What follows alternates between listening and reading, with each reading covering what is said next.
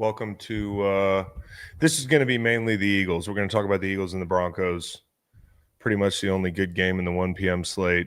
Sorry if I forgot any of the other games that you were interested in.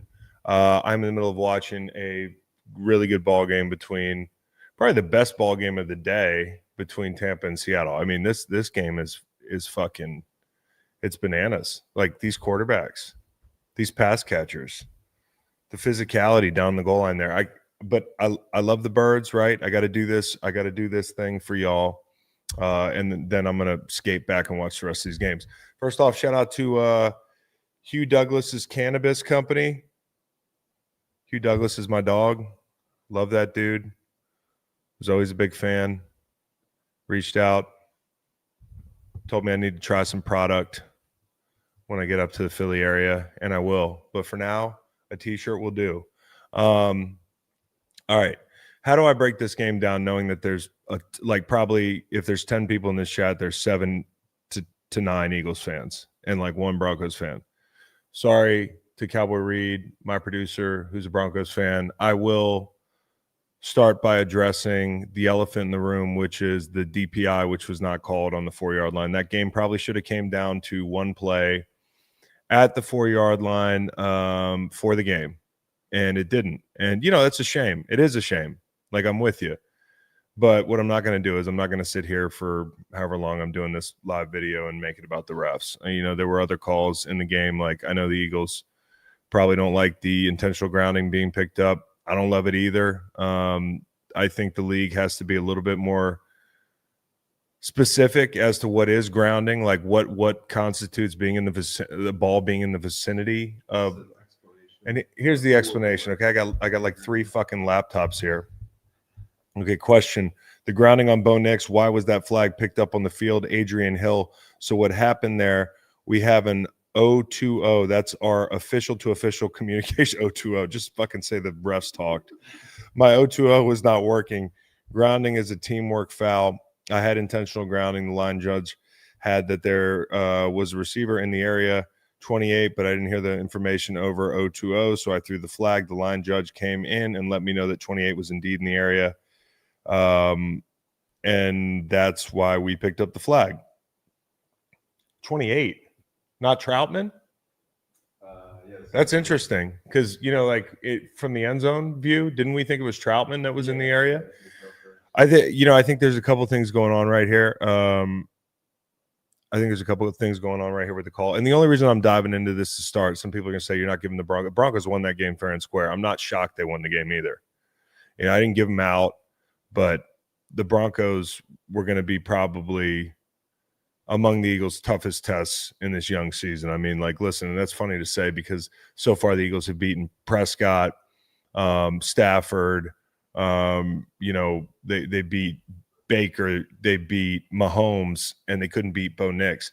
I do think Denver's if that game's played again, I think it's a good ball game the second time as well. So I'm certainly not making an excuse for the Eagles. What I'm trying to do is educate people on what I have found in doing a little quick Googling after the game. And I had read some, hey, you're not supposed to go to replay. Like they literally updated the language around that thing this year that if you go to replay on intentional grounding, it can only have to do with the tackle box and that sort of thing, not a receiver being in the vicinity. However, they didn't really go to replay. It was kind of and you see it all the time when there's a grounding flag, sometimes it comes out late. They discuss it. Adrian Hill talked about it. It's a team call. So I hate the DPI at the end of the game. The intentional grounding is unfortunate if you're the Eagles, but I could see that going both ways. I've seen, grounding flags being picked up before. Certainly I'm sure the Eagles got a call in there somewhere. I thought maybe the pick play that almost knocked the Broncos out of field goal range was pretty questionable. But the Eagles got the short end of the shaft today, dude. They got the short end of the stick. They got shafted. I kind of mixed two sayings together there. I'm not going to do the refs lost the Eagles the game thing. I'm just not going to do it because, when you play with fire for fucking 5 weeks, eventually you get burnt. And, this game could end up mattering. when it comes down to the playoffs and that sort of thing. But the truth of the matter is not a division game. It's not a conference game. It could be worse.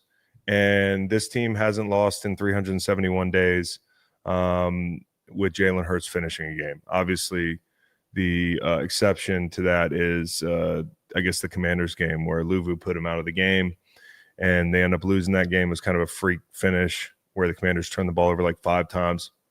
The point being, the Eagles have been winning and winning and winning, and they're 4-1.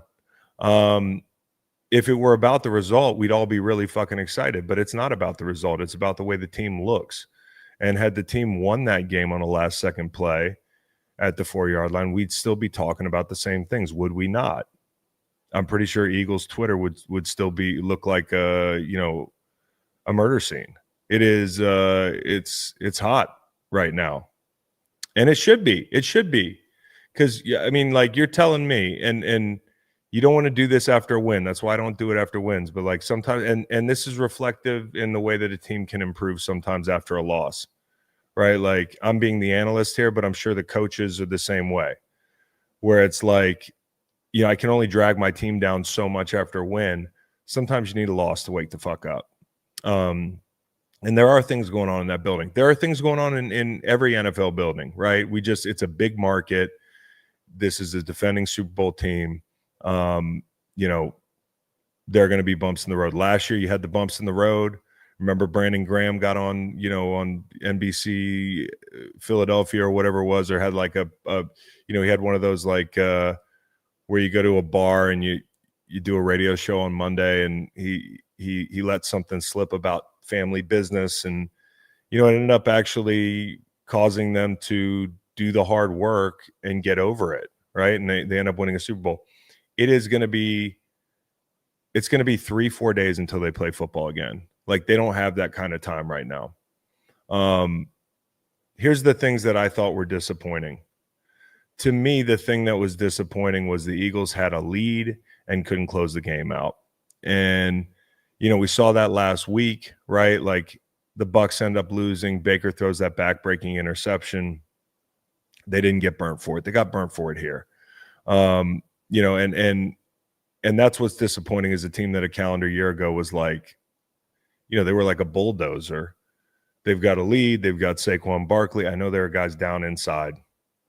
Certainly Landon Dickerson being down really affects things. Certainly Mekhi Becton not being there anymore affects things. I don't think Cam Jurgens has been healthy since the Super Bowl.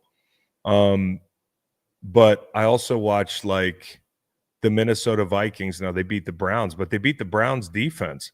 I watched the Minnesota Vikings this morning with Justin Schoolbus at right tackle, and they're playing, a really scary defense led by Myles Garrett and with Carson Wentz, and they find a way to win the game. They find a way to string together offensive drives. When you watch that play caller call plays, you're like, yep, he's an artist. Like, he knows what he's doing. The creativity, the whole thing.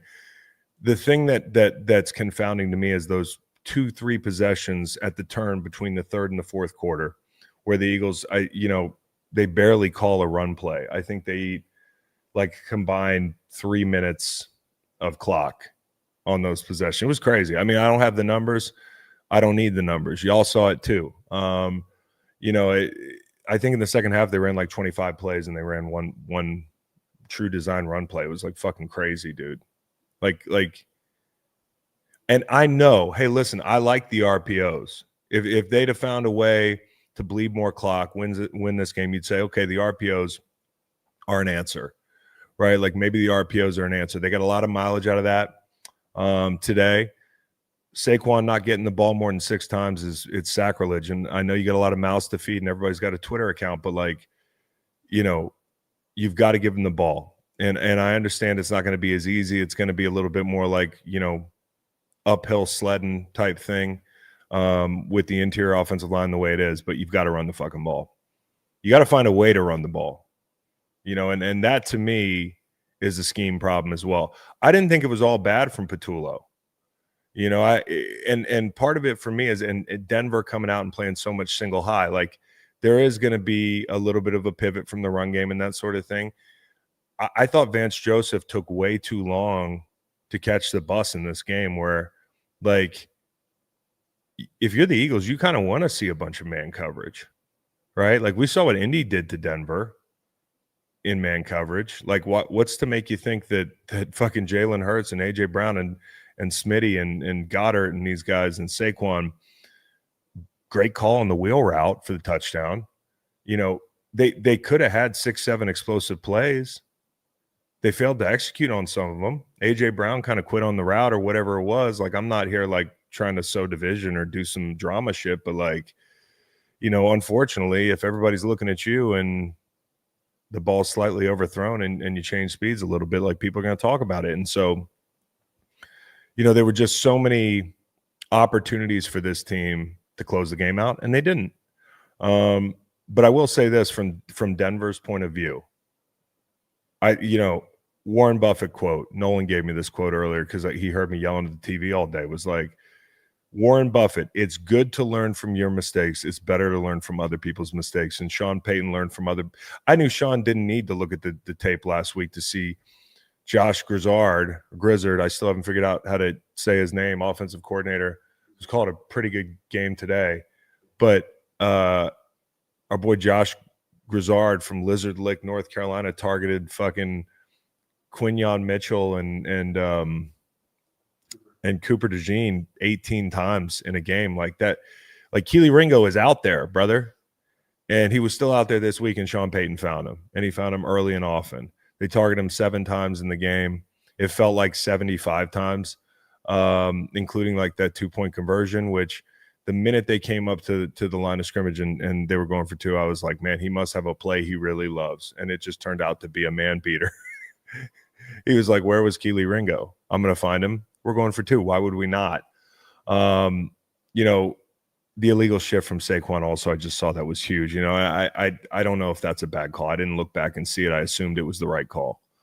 The other penalty I want to talk about is the Zach Bond penalty. Having said everything I said, the ball should be at the 1 yard or the 4 yard line. You should have one chance to take a shot and win that game. The Zach Bond penalty was a penalty. I know some of y'all don't want to hear it, and you're going to call me names and shit. Like, I'm sorry. It was. And it didn't take a replay for me to see it. We were sitting in here. What did I say, guys? I said, fuck. That's Zach Bond. They got Zach. I'm telling you, I've been around the ball a lot more than you have. And I'm not trying to Ryan Clark you here.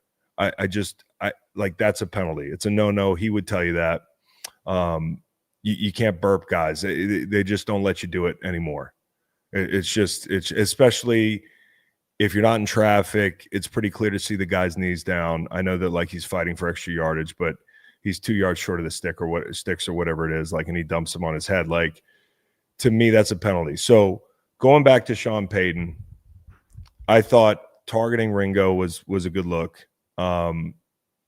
Eagles only 15 pressures. That's no good. He schemed up a lot of shots. Like, again, Bo Nix missed a lot of shots against the Chargers a couple weeks ago. He missed a ton of shots in the first half. I mean, if it weren't for Bo Nix, I think the Broncos, they'd be up in the first half in this game. So Bo Nix kind of masked some of the problems, right? Like, he had the Sherfield miss. He had the Franklin miss. One of those is probably a touchdown. And then 3rd and 5 before the half, he throws the ball to Delaware, like out of bounds. Like, it was terrible. So Bo Nix has to play better. And he did as the game went on. But he didn't even play that well. And they just let these guys hang in. They had a big Ingram drive. Ingram hadn't really been targeted a lot this year. There was a big drive. That was a huge 3rd and 14 after the pick play call, which is the one thing the Broncos fans probably said, well, that call didn't go our way. But it didn't end up hurting them. And, obviously I talked about targeting Ringo early in the game, late in the game. Sutton with the game on the line, and Quinyon's a fantastic player. We've talked at length about how great he is. Sometimes you get the bear, sometimes the bear gets you. And, talked about, Sutton being a very unique challenge for a Quinyon who kind of hangs his hat on physicality. He plays to the letter of the law, like with the DPI. He's really good at playing tight coverage without interfering well. Cortland Sutton's just a big physical cat. and he was able to win some balls late in the game. And, that's what he gets paid to. Those guys get paid too. Every week's not going to look like last week for Quinyon. So I don't see anything wrong with the defense other than the pass rush. And we already knew, the pass rush is going to be a little bit of a squeaky wheel. How do they grease that? I don't know. Maybe it has something to do with when Nakobe Dean gets back, making Zach Bond more of a rusher in some situations. I don't know, though. It sounds good, but do you really think Zach Bond's going to be able to get you like consistent pressure lined up on the edge? There's a difference between consistent pressure lined up on the edge and, an off-ball linebacker pressure, which he's great at. He really is. I know he has some pass rush in his background, but so defensively, that to me is like we got the same problems we thought we had, coming into the season, which is who the fuck's going to be corner number 3, right? Who's going to be the guy that when you kick DeJean inside has got to hold down the fort outside, and who are the edge rushers? And they really haven't. Neither thing has worked itself out, although Ojulari played well today. For Denver, man, Denver's got to feel good about this win. I thought their quarterback played piss poor through half of the game, and he found a way to win. He found a way to win. And I don't think he's the perfect player. I mean, Cowboy Reed's in here, and at one point in the game, I'm like, hey, this guy sucks, doesn't he, Cowboy? Like, you guys have a shitty quarterback. I didn't mean that. Like, I'm just giving him shit, but sometimes he plays like that. But the one thing that this group has in Denver is like they feel like they're all on the same page. Whenever you hear guys talk about Bo Nix, they really like him. They got a lot of respect for him. His teammates love him. Sean loves him. And, he's got to make those throws he's been missing. But all things considered, to be 3-2 and to have beaten the defending champions in Philly, they haven't lost since Jesus was a baby at home. I mean, it's a big win, even if it's marred by the refs a little bit. And like people are going to be like, yeah, well, the refs. Well, get your shit together, and you won't be in these situations. Because I can guarantee you, fucking Nick Sirianni's not standing up there in front of the team on Monday and saying we got robbed. He's saying we got to play better. Jordan Mailata, who commented this week on the fact that, like, we've done away with Victory Mondays. Like, why do you think that is? Because the team's not playing well. So, you can blame it on the refs all you want, but the team has to play better. And if you want to go where you want to go, like, you can't play with fire every week because that doesn't really hold up over a 3-4 game playoff. The potential to be like the Monstars any given Sunday doesn't mean shit if you can't be the Monstars 3-4 weeks in a row, because that's what it takes to win the title. That's what they did last year. Now, the one thing I want to give Vance Joseph a lot of credit for, and I thought in the second half he caught up, is it was the sim pressures. It's exactly what we talked about this week. And by sim pressure, what we mean is when oftentimes you give a blitz look, right, and you get a defensive lineman dropping into coverage, and you get a blitzer off the edge or up the middle, and it essentially amounts to a 4-man rush. Well, in the second half, if I'm Vance Joseph, I'm done playing man. And on a lot of money downs, they mugged up, which, all those guys at the line played zone behind it. I thought the sim pressures late were a big deal, and that's what Todd Bowles did in the second half. So the Eagles have to have an answer for that going forward. And I would play more zone against this group. I would play zone against this group in a heartbeat. I mean, they have some of the best cover guys in the league in a heartbeat. You play man coverage against Smitty and AJ. Dude, I know they had there's an end racism thing in the end zone, but I thought what they did to Riley Moss in the first half was racist. It was like they were attacking this dude. They were like, the sleeves aren't fooling me, brother. We're throwing at you. I mean, you can't play man coverage against this group. And Jalen sees man coverage. I don't know if he sees zone coverage as well. So hey, Eagles fans, it ain't over, right? Like, team's fucking 4-1. Is the team playing kind of shitty? As shitty as a 4-1 team can play, but there's a long time to go in this season. This group can improve a lot. I thought the play caller again, Patullo, really, if they execute, we might be saying at the end of the day, like, man, they took some steps forward. And I think you hear that in the locker room. The last thing is this, like, Denver did something pretty remarkable, because I think the best thing that Denver's got going for them defensively, it is the guys in the back end, right? But it's also those two edge guys. And for much of the game, I thought, and we said this coming in, is like, if you're the Eagles, you got to say, hey, you got these two werewolves outside, Benito and Cooper. And they did for most of the game. It wasn't until late that you really started seeing these guys factor in. And that's a really unique matchup. Nightmare for the Broncos is like, hey, one of our best features like can be totally negated by this team, and they still found a way to keep the points down. And Hufanga probably wished he caught that damn ball. I mean, probably he does. At that point, that's probably a pick six. And so just a sloppy kind of lower scoring game with a lot of punts. And, if the Eagles had executed and found a way to win that game 21-17 or something like that, I don't think anybody's talking about being down in the dumps, because we did see some improvement in some of the things that, like, Jalen Hurts looked very good throwing the ball outside the numbers, which is more like what we thought. And I know some people last week said, oh, well, all his second half woes were due to a concussion. It's kind of weird when we've gotten to the point that, like, we stand so hard for players that we can't accept that they had a bad half. We have to hope that they had a concussion. It's like an awkward place to be. But here we are. So I don't know what else there is to say about that game. It was a fantastic effort by Denver. They got a little help from the referees at the end of the game. I'm sure even the most, Homer type Eagles fans would tell you over the last year and a half, the Eagles have gotten help one Sunday out there. This game ain't gonna sink the season for the Eagles, but it's a big game for Denver. It's a bigger win for Denver than it is a loss for the Eagles. It's really not about winning and losing the games for the Eagles. It's about looking a lot better. Otherwise, we wouldn't be talking about this shit that we've been talking about for the better part of 3-4 weeks, right? Like, why does the offense look like this? Why does this look this way? Why can't we get corner figured out? Why can't we, if it were just about wins and losses at this stage in the season, then it wouldn't seem like a structure fire talking about this team right now. They're 4-1.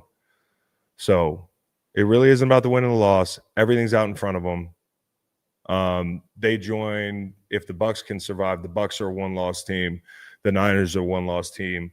Other than that, I think that's it, because the Rams lost the other night, and you're sitting at the top of the NFC, sharing that spot with a couple very good teams, and we'll see what happens from here. But I think part of the problem going into a season like this is, and it's a problem for everybody. It's a problem for analysts who want to say, hey, like, somebody like me that it doesn't say, hey, the team's going to be just as good as last year. People are like, hey, fuck you, man. The other thing is, like, when you're defending a title, like, it's not always going to be pretty. We were 4-6 to start the season in 2018. It is very difficult to do. It could look a lot worse. But I also think fans are a lot harder on the team because of the expectations, right? And that's a good thing. That means your team's very talented. So we'll see what happens here. But the Eagles have been here before as far as guys fighting and all this shit and or tweeting. Like, we've seen this movie before. It's the only thing that can derail the locker room and the unity is losing. So let's find a way to win on Thursday night, shall we? And as for the Broncos, just a fucking gutsy win, man. Gutsy win. Sean Payton going for 2, that's big. And almost fucked them, because honestly, if they don't go for 2 and they just kick, the Eagles aren't operating in that time frame at the end of the game to get down to the 4. If that gets called DPI, that's a direct result of that 2-point conversion. So hell of a game. Not the best one of the day, though. This game on right now. 4 minutes to go, Seattle driving with a chance to take the lead. Beautiful uniform matchup, too. Could you imagine if the Eagles and the Broncos wore the proper uniforms today? How beautiful that would look. Hey, I love y'all. I love all y'all. I really do. Come back tomorrow for the 2:00 show, live show. Me and all the boys are going to talk about all the games. But hey, the world ain't ending. At least not on the football field for Eagles fans. Take care.